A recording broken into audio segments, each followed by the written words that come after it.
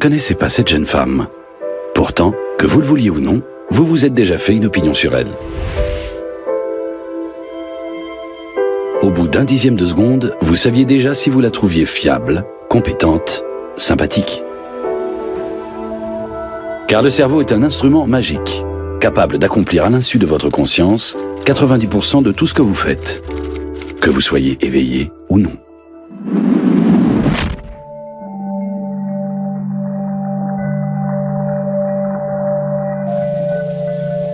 Vous croyez avoir une idée? Sachez que votre cerveau l'a eu bien avant que vous en ayez conscience. Prenez la deuxième phrase. Tous les mots en sont déformés. Si vous déchiffrez sans difficulté ce méli-mélo de lettres, c'est parce que le cerveau les remet automatiquement dans le bon ordre. Il vous guide inconsciemment dans le chaos du quotidien moderne. Il prend des décisions avant même que vous n'ayez eu le temps de réfléchir et de peser le pour et le contre. Car le cerveau analyse les données de manière automatique. Nous sommes guidés par notre inconscient. La plupart de nos actes relèvent de lui. Les décisions que nous prenons, c'est lui qui nous les dicte. J'en viens souvent à me demander qui commande ici. Sommes-nous encore maîtres à bord?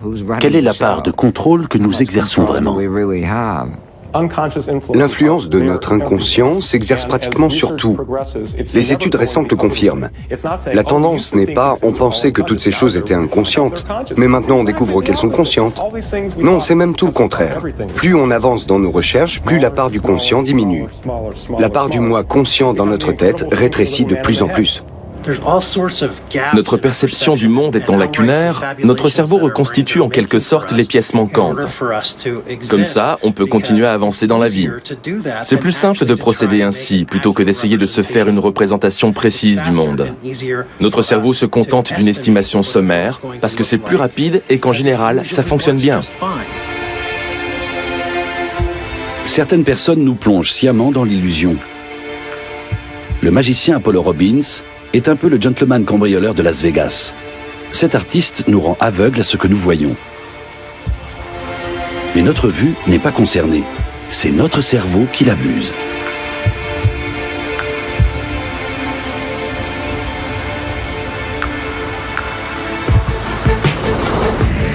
Les bons soirs, Apollo Robbins vole même la vedette à sa ville d'adoption, Las Vegas, la ville de toutes les illusions. Apollo Robbins s'est fait un nom au Caesar Palace. Un jour, il a même fait les poches d'agents secrets de l'ancien président Jimmy Carter, qui se sont retrouvés sans montre ni portefeuille. Depuis, Apollo Robbins continue à exercer ses talents sur scène et conseille parallèlement des experts en sécurité.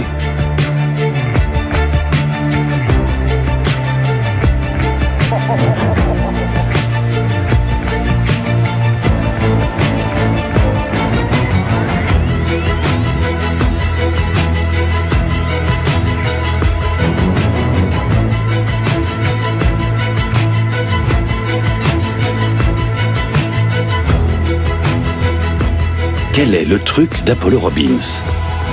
Il joue comme un as avec les automatismes de notre cerveau. La magie, ça se passe dans la tête. C'est l'art de manipuler l'attention et d'en tirer profit. Si vous regardez ma main, par exemple, vous voyez qu'elle est vide. Je ne fais rien non plus avec mon autre main. Et puis soudain, il y a une pièce. Bref, votre jugement sur ma main était faussé. Ce qui caractérise l'être humain, ce sont tous ces signaux électrochimiques qui circulent dans notre tête. Notre boîte crânienne n'a pas d'ouverture, ce qui fait que pour accéder à l'information, on est obligé de passer par les organes des sens, la mémoire ou la connaissance. Et à partir de ça, on se fait une représentation, une simulation de la réalité qui nous entoure. Ce n'est pas que le monde extérieur n'existe pas, il est bel et bien là.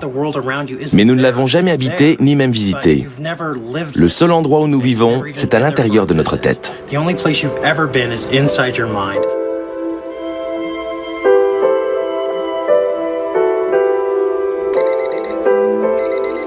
Dès que nous ouvrons les yeux au réveil, des signaux électrochimiques restituent de manière inconsciente le monde qui nous entoure. Notre pouvoir de décision conscient se limite le plus souvent à des sujets auxquels nous avons choisi de nous consacrer. En revanche, c'est le cerveau qui fait automatiquement et inconsciemment le tri dans la foule des perceptions. Si jamais ce jeune homme croise la femme de sa vie aujourd'hui, il ne la remarquera que si son inconscient la lui signale.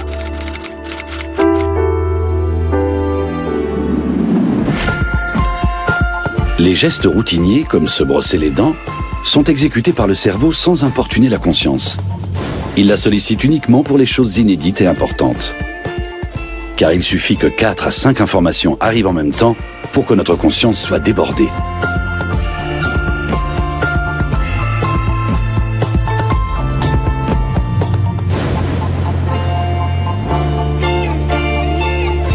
Pour les plus sceptiques, l'Américain Clifford Pickover a mis au point un test implacable. Choisissez un de ces symboles et comptez le nombre de fois où il clignote.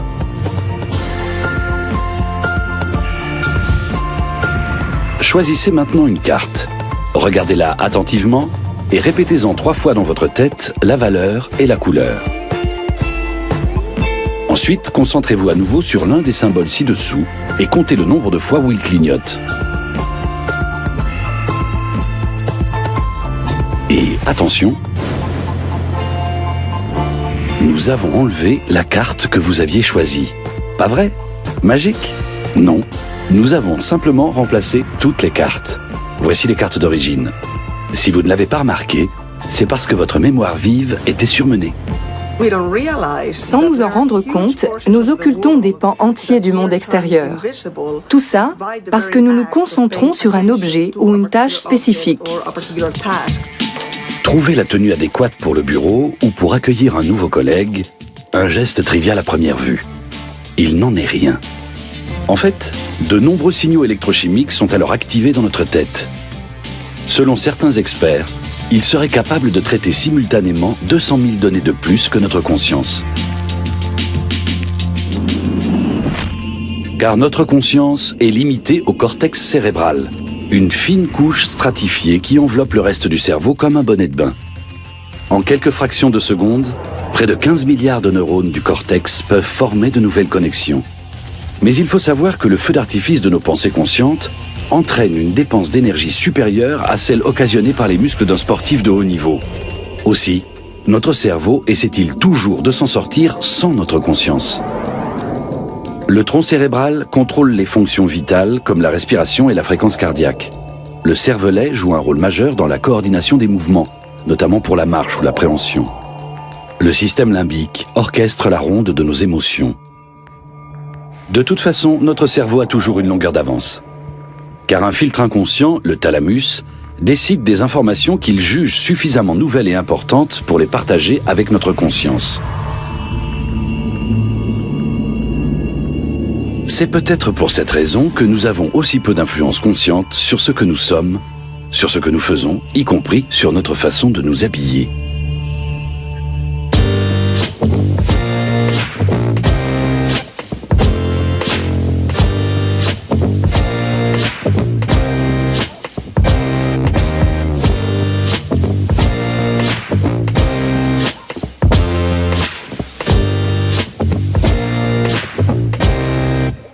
Avec l'aide d'Apollo Robbins et d'autres magiciens, des scientifiques cherchent à comprendre comment notre cerveau appréhende le monde.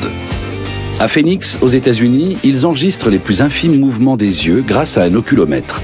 Question: pourquoi les tours de magie fonctionnent-ils mieux quand la main du magicien décrit des lignes courbes plutôt que des lignes rectilignes?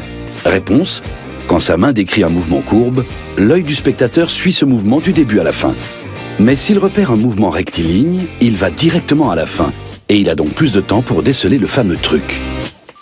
Susana Martinez-Condé et Stephen Mechnick ont décortiqué des dizaines de tours de magie. Dans nos têtes, les illusions sont la règle, et non l'exception, explique ce couple de chercheurs. Originaire de Phoenix, Magic Tony est étudiant en psychologie. Il réalise souvent des tours de magie en laboratoire. Chez les spectateurs retenus pour l'étude, le nombre de mouvements oculaires par seconde oscille entre 500 et 1000. Et pourtant, ils sont loin de voir consciemment tout ce que leur regard balaie. car Tony détourne leur attention sur des choses sans importance, souvent en faisant mine de s'y intéresser lui-même. Car involontairement, nous regardons toujours dans la même direction que l'autre.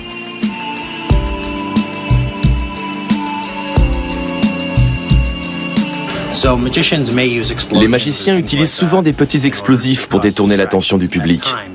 Mais le plus souvent, ils se contentent d'attirer notre regard là où il ne se passe absolument rien, ce qui leur permet de faire autre chose ailleurs. Tony déplace la pièce avec un aimant qu'il fait glisser sous la table. Presque toute notre vie mentale est un mélange de processus conscients et inconscients qui se consolident mutuellement, notamment lorsque la motivation entre en jeu. La Bing Nursery School est une maternelle pilote de l'université Stanford près de San Francisco. Son nom est lié au fameux test du marshmallow, ou test de la guimauve, qui a eu lieu ici dans les années 70. Cet exercice, destiné à évaluer le self-control et la motivation des enfants, nous l'avons refait avec des enfants d'aujourd'hui, quitte à plonger des bambins de 4 ans dans un cruel dilemme. Dans ce jeu, il y a 2 assiettes. Regarde, j'en mets un ici et 2 là. Tu préfères 2 guimauves ou une guimauve? 2. 2 guimauves, ok. 2. Tu en veux 2, c'est ça? 2. 2, ok. On va faire la chose suivante. Je vais sortir pour terminer un petit travail. Mais tu peux m'appeler à tout moment en appuyant sur la sonnette. Si tu le fais, tu auras seulement une seule guimauve. Si tu attends que je revienne, tu auras 2 guimauves. D'accord? À tout à l'heure.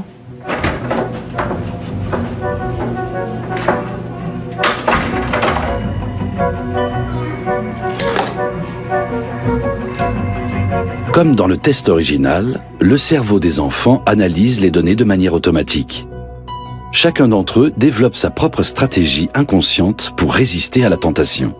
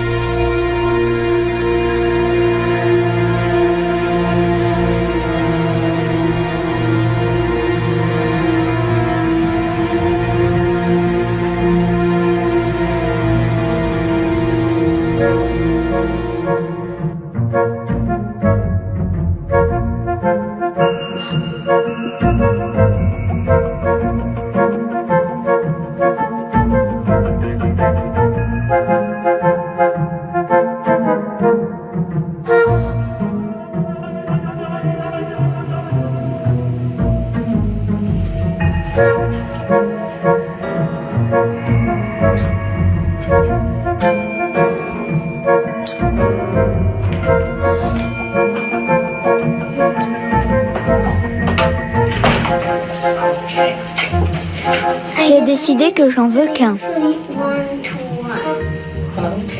Ok. Tu as appuyé sur la sonnette, tu peux le manger.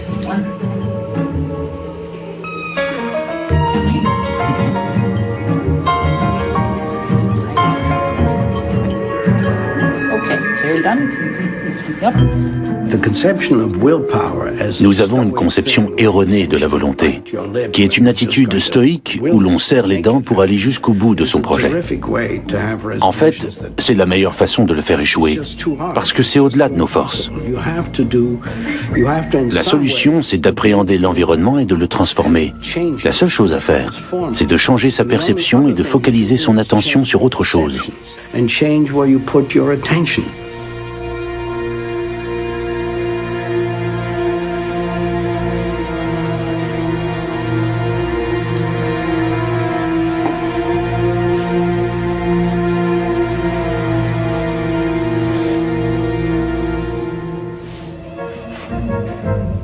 Les enfants qui ont passé ce test en 1970 ont aujourd'hui dépassé la quarantaine. Au fil des années, ils ont été régulièrement consultés. Ceux qui, à l'âge de 4 ans, ont été capables d'attendre un quart d'heure, ont mieux réussi leur test d'admission à l'université. Ils gagnent aussi mieux leur vie. Ils sont plus heureux en ménage et en meilleure santé que ceux qui ont tout de suite englouti leur guimauve.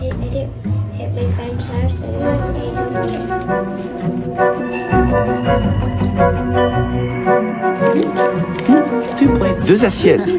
Très bien. Nous avons tous terminé. Merci d'avoir joué.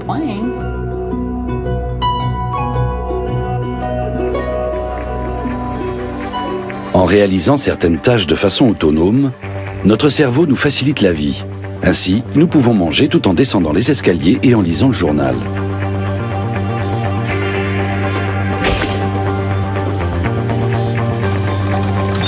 Thé ou café? Notre inconscient nous indique quelles sont nos préférences en matière de petit déjeuner, ce qui nous évite de réfléchir longuement à la question. En quelques fractions de secondes, il analyse une foule de données avec un degré de complexité qui dépasse de loin celui de notre pensée consciente. Et pourtant, nous ne nous rendons compte de rien, car seule la réflexion consciente nous fatigue, ce qui nous donne à penser que la raison domine le monde.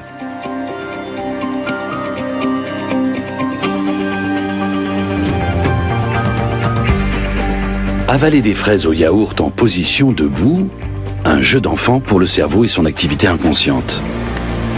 Il prend aussi en charge les mouvements des pieds et des mains quand nous sommes au volant. Si nous devions en permanence être attentifs à tout, comme lors de notre première leçon de conduite, la plupart d'entre nous prendraient le train.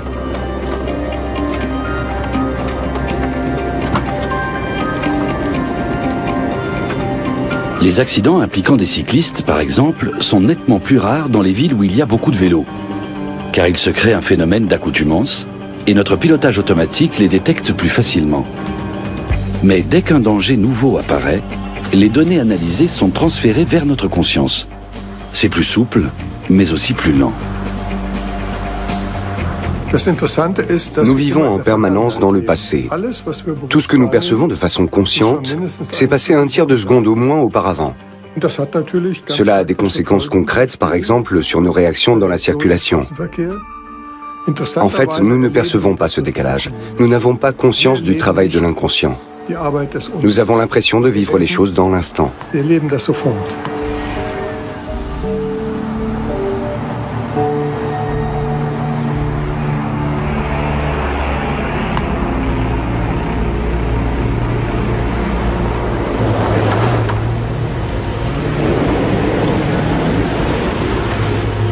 Ce que nous voyons pénètre par nos pupilles sous la forme d'un faisceau lumineux.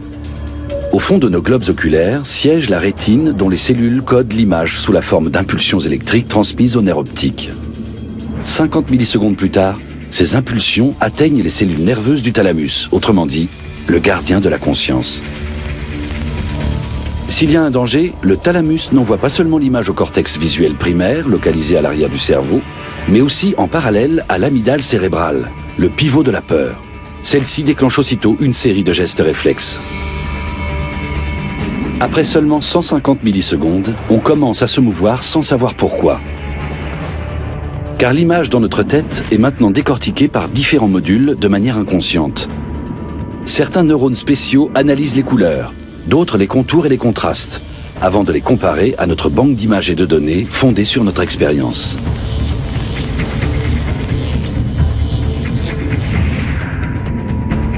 Du cortex visuel primaire à l'arrière du cerveau, jusqu'au cortex frontal. Là, tous les éléments visuels se réunissent à nouveau et sont renvoyés au cortex visuel primaire sous la forme que nous voyons de façon consciente, un enfant courant après un ballon sur la chaussée. Une image préévaluée avec une anticipation de 300 millisecondes sur le danger.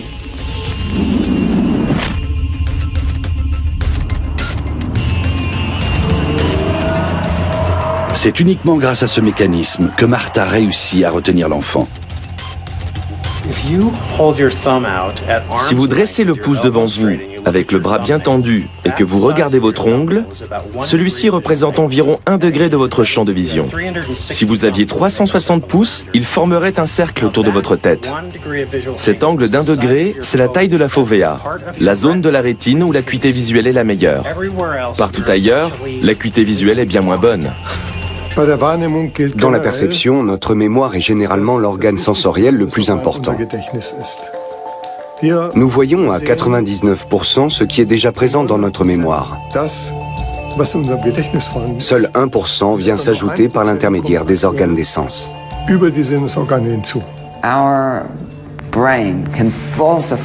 Notre cerveau peut falsifier l'information qui vient se projeter sur la rétine. Autrement dit, nous pouvons annuler la réalité qui nous entoure pour lui donner la forme qui convienne à ce que nous croyons. C'est très puissant.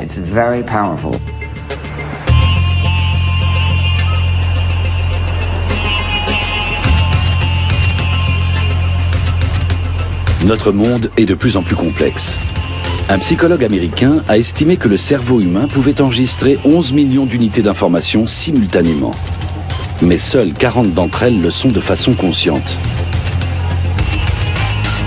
Quand on visite New York pour la première fois, on est rapidement épuisé. Mais à force de déambuler dans des lieux comme Times Square, nous nous repérons plus facilement. S'il en est ainsi, c'est parce que nous gérons de moins en moins d'impressions de façon consciente. Notre cerveau occulte tout ce qu'il considère comme sans importance ou déjà connu.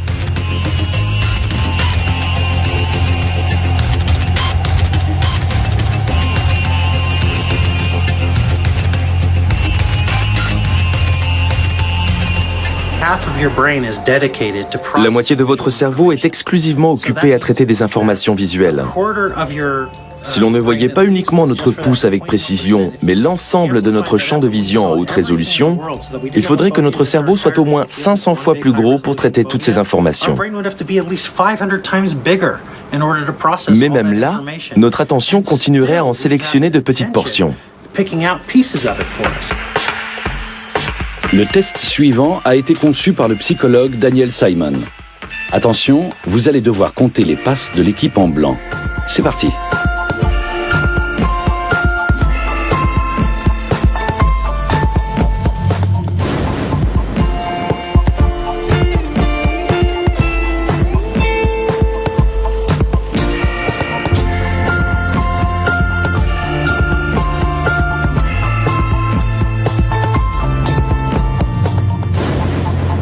Combien de passes alors?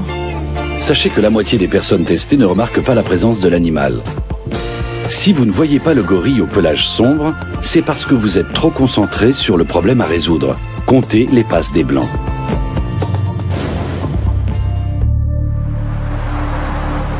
Car notre cerveau décide sans la conscience si telle ou telle information doit être relevée ou non. Il est aussi à l'œuvre quand nous croisons celui ou celle qui pourrait devenir notre grand amour.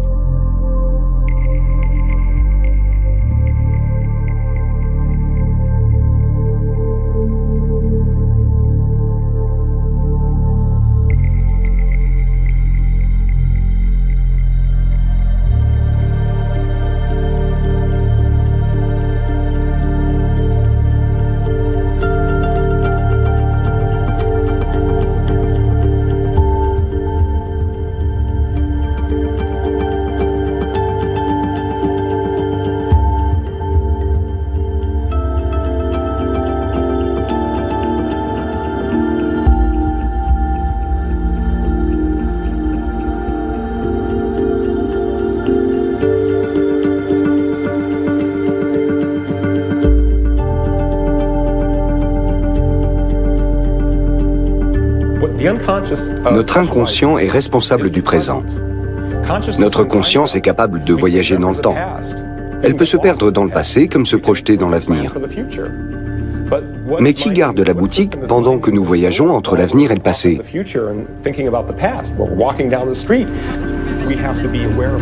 Il faut bien rester attentif et s'adapter à notre environnement. C'est le travail de l'inconscient, un système ancré dans le présent.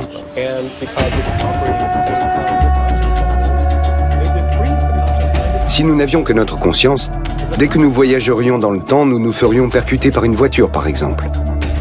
Notre inconscient gère donc le présent à notre place, et le présent est terriblement dangereux.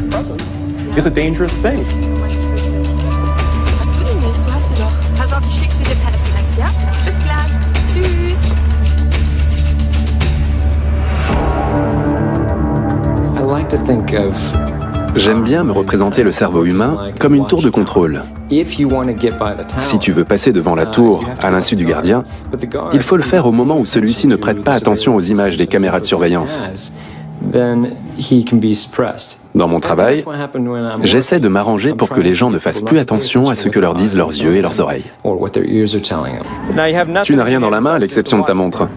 Non. Tu crois que je peux réussir à te la voler sans que tu le vois? Non. Ok. D'ailleurs, ce serait stupide de ma part de te le dire à l'avance. Ça ne ferait que me compliquer la tâche. Bon, quelle heure est-il? 11h03. Ok. Au lieu de voler ta montre, je vais te donner un objet que je vais te dérober. Cette pièce vaut $50. Elle est en argent. Serre le poing. Tu la sens bien? Tu penses que je pourrais réussir à la récupérer? Non. Ok, ouvre la main. Voilà, c'était trop facile. Allez, reprends la pièce. Lève un peu la main, ouvre bien la paume, regarde bien la pièce. Tu l'as vu disparaître? Elle est à nouveau sur ton épaule. On va réessayer jusqu'à ce que tu la vois. Allez, encore une fois. Serre le poing sur la pièce, mais ne tire pas sur mes doigts. C'est un autre tour. Elle est sur l'épaule. L'autre épaule. Elle n'y est pas, vraiment? Ouvre la main. Reculez un peu. Merci. Pose l'autre main bien à plat sur la première. Tu vois la pièce maintenant? Fais bien attention, c'est une question de timing. On voulait boucler l'affaire en moins de 3 minutes. Elle est entre tes mains. Tu la sens? 1, 2, tu la sens? Ouvre la main. Oh, nous avons une jolie montre à la place. On a fait ça en moins de 3 minutes. Maintenant, tu peux reprendre ta montre et tu as droit aussi aux applaudissements de tes amis. Merci.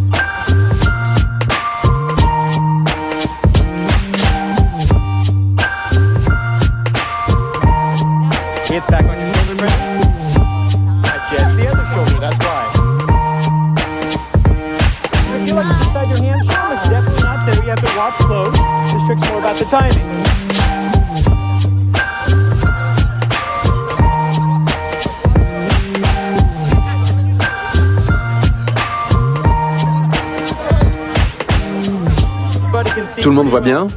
On va se mettre à l'aise, ok? C'est mieux comme ça, non? Maintenant, tu serres la pièce entre tes mains. Le bouton du col est fermé. C'est ta montre, n'est-ce pas?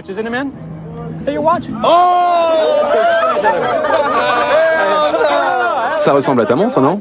Quelle histoire! C'est bien ta montre. Comment t'appelles-tu? Dan. Dan, merci pour ce beau cadeau. Tu as été merveilleux. En fait, on t'a encore volé autre chose. Ta cravate. C'est bien la tienne, n'est-ce pas? Voilà, je te la rends. On a organisé une collecte pour te remercier de ta contribution. Ça ne serait pas ton argent?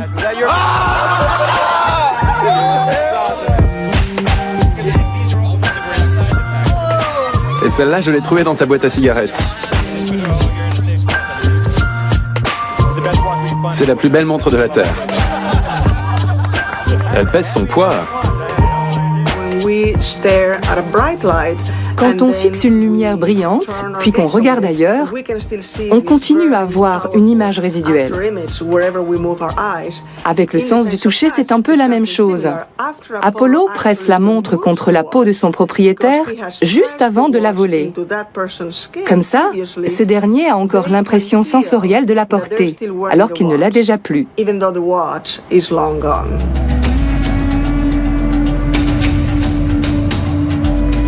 Si l'on peut se déplacer en somnambule à travers le monde, c'est parce que chacune de nos expériences laisse une trace, et donc un souvenir.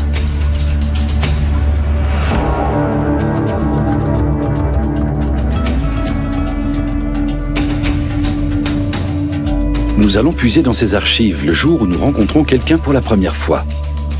Parce qu'inconsciemment, nous généralisons les expériences passées que nous avons faites avec autrui. Nous avons besoin de moins de 100 millisecondes pour nous faire une opinion sur un visage que nous n'avons jamais vu auparavant. Est-il fiable, compétent, etc. Ces jugements ne sont pas forcément exacts, mais ils ont l'avantage de se façonner très vite. Alex Todorov a confronté des volontaires à des visages qu'ils ne connaissaient pas. Il est arrivé à la conclusion suivante. La première impression se dessine tellement vite que la raison n'a pas le temps d'influencer la réaction. Des yeux rapprochés, un visage anguleux, sont ressentis comme agressifs. Les visages poupins sont classés dans la catégorie digne de confiance mais pas compétent. Quand la raison s'en mêle, les observateurs deviennent simplement un peu plus sûrs de leur réaction initiale. Mais cela ne signifie pas pour autant qu'ils sont dans le vrai. Les autres nous jugent à partir des traits de notre visage. C'est là la grande découverte d'Alex Todorov. Même si vous n'avez pas l'intention de formuler un jugement, votre cerveau classe le visage dans telle ou telle catégorie spécifique. Ce processus se fait automatiquement. Depuis des années, des scientifiques cherchent à programmer des ordinateurs qui réaliseraient ce que nous faisons apparemment sans effort, reconnaître un visage.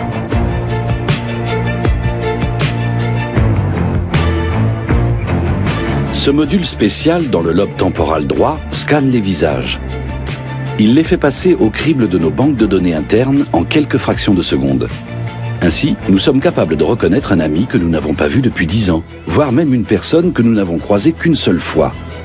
Une condition cependant, le visage en question doit être associé à une émotion. Plus l'émotion est forte, plus la reconnaissance se fera facilement.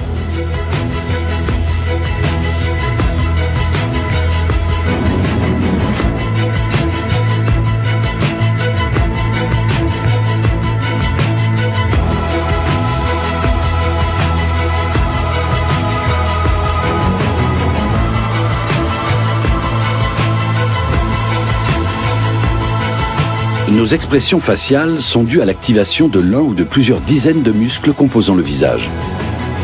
Si l'on passe en revue toutes les combinaisons possibles, seulement 3000 d'entre elles sont porteuses de sens. Et notre cerveau les connaît toutes.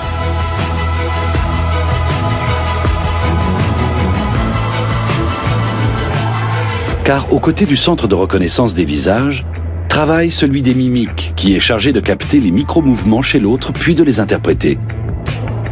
Les informations sont ensuite transmises à la zone de notre cerveau responsable de l'empathie. Nous voyons un visage et nous croyons ressentir ce que l'autre ressent. Parce que des signaux électrochimiques circulant inconsciemment nous y poussent. C'est quelque chose que nous ne pouvons ni verbaliser, ni contrôler. Un rire franc, par exemple, est déclenché par d'autres groupes de muscles qu'un rire forcé. Pourtant, nous avons le plus grand mal à faire la différence entre les deux.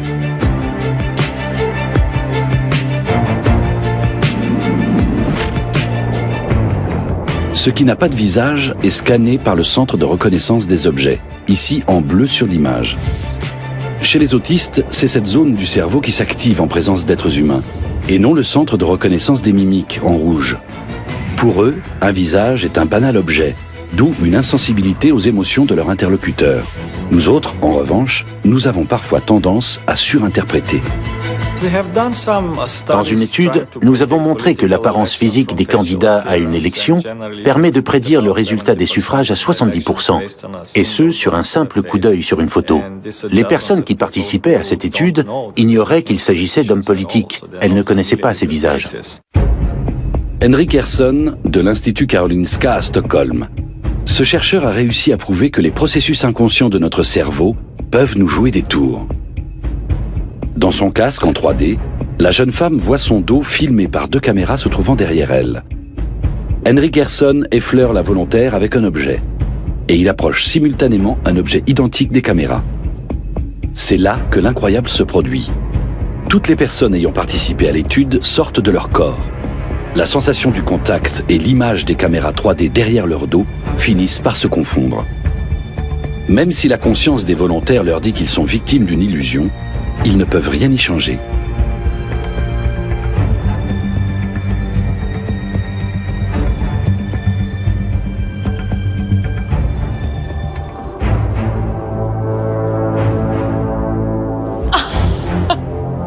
C'est juste une illusion. Nous croyons à tort que nous pouvons faire confiance à notre corps. En réalité, la perception que nous avons de notre corps est une construction mentale, comme pour tout ce que nous voyons. On gravit un cran supplémentaire quand la collègue d'Henry Kerson, Valeria Petkova, fixe les caméras sur la tête d'un mannequin. On essaie maintenant de suggérer à la jeune femme que le corps masculin du mannequin qu'elle voit dans son casque en 3D est son propre corps.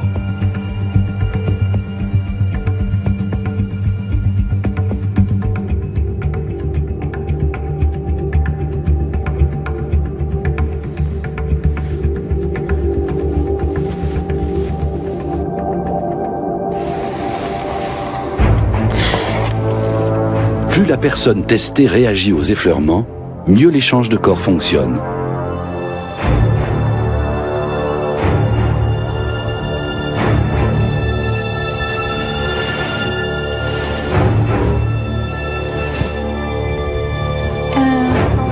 Comment vous sentez-vous? C'était vraiment désagréable? Oui, parce que j'ai vraiment eu l'impression que c'était mon propre corps et que vous vouliez l'entailler. On va faire une pause. Ces illusions, impossible de s'en débarrasser. Ce corps ressemble à peu près au mien, il est à peu près à la même place que le mien. Comme les effleurements vus et ressentis se produisent en même temps, votre cerveau en conclut « oui, c'est mon corps ». Il y a une hiérarchie dans les perceptions sensorielles. Les sens les plus importants sont le toucher et le sens de l'équilibre. Tous les autres sens finissent par s'y soumettre. De même, la vue prend le pas sur l'ouïe. Vous n'y croyez pas? Laissez agir sur vous l'effet McGurk.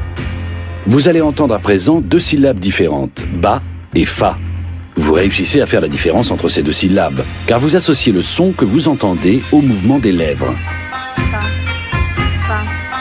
Pa, pa, pa, pa, pa, pa, pa, pa, pa, pa, pa, pa, pa, pa, pa, pa, pa. Mais si dans un instant vous faites le va-et-vient entre la gauche et la droite de l'écran, vous allez entendre bas à gauche et autre chose à droite.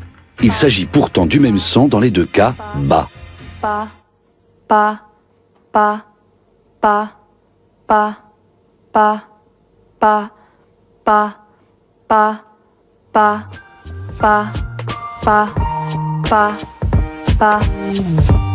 Votre cerveau n'informe même pas votre conscience du conflit. Il le règle automatiquement.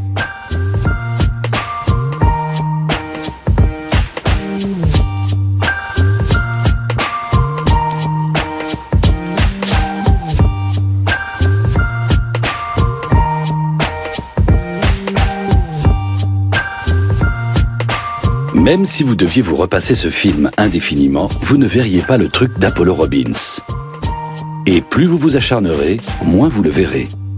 Plus votre intérêt grandit, plus il devient facile de vous berner. Le jeu des coquilles ne fonctionne que si vous êtes impliqué émotionnellement. Si vous êtes simple spectateur et que vous dites « le petit pois est sous le numéro 2 », vous avez des chances de tomber juste. Mais si votre argent est sur la table, il y a un intérêt personnel. Et ça, je peux l'exploiter.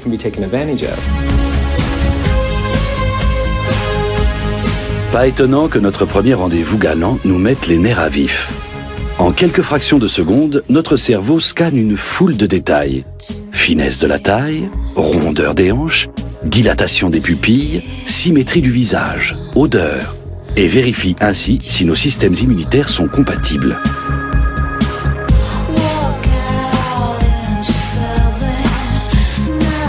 Les scientifiques savent aujourd'hui que nous tombons le plus souvent amoureux de personnes qui nous ressemblent.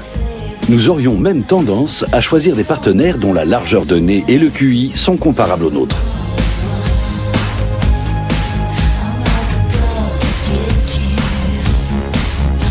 « 90% de notre communication émotionnelle est non verbale. Et plus l'autre imite nos gestes et nos expressions, plus nous tombons sous le charme. Et plus nous l'apprécions, plus nous l'imitons, jusqu'au rythme de la respiration quand nous nous parlons.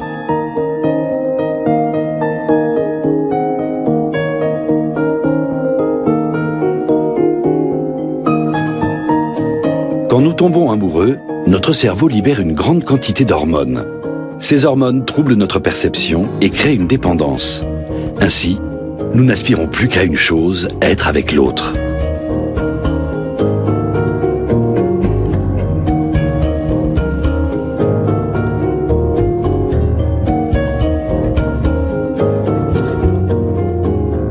Contrairement à une idée communément répandue, les hommes tombent plus vite amoureux que les femmes et de manière plus durable.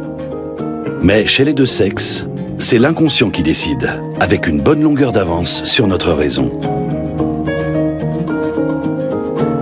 Dans le prochain épisode, vous saurez si la relation entre Martha et Jake va prendre un tour sérieux, ou si finalement elle volera en éclats.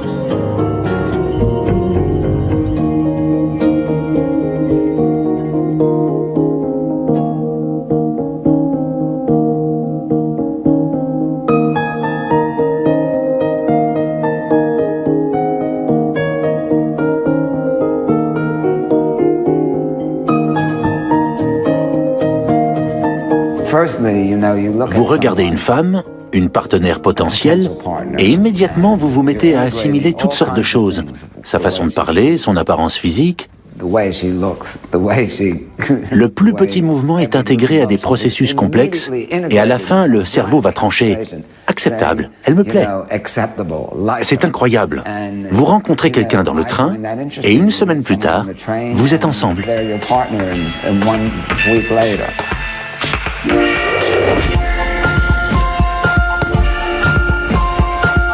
La semaine prochaine, deuxième partie de cette fascinante exploration des automatismes du cerveau. Et dans un instant, nous serons touchés par le rêve fou de Monsieur Pilipenko, construire un sous-marin vert.